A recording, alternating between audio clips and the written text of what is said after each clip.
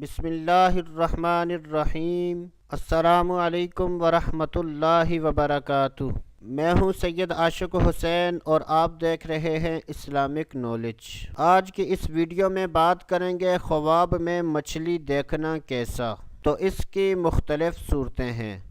دریا میں مچھلی دیکھنا، کسی کو خشک مچھلی دینا، تازہ اور بھنی ہوئی مچھلی دیکھنا۔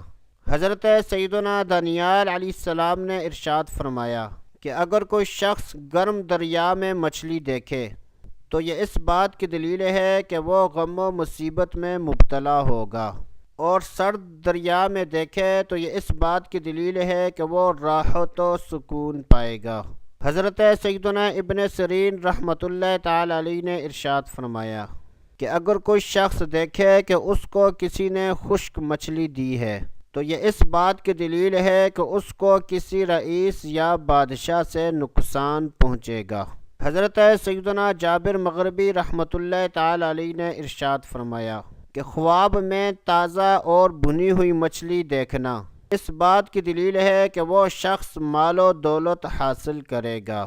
اللہ عز و جل سے دعا ہے کہ اللہ عز و جل ہمیں اچھے خواب دیکھنے، برے خوابوں سے بچنے کی توفیق عطا فرمائے۔ تو دوستو ابھی کے لیے اتنا ہی، اگلی ویڈیو تک اجازت، اللہ حافظ۔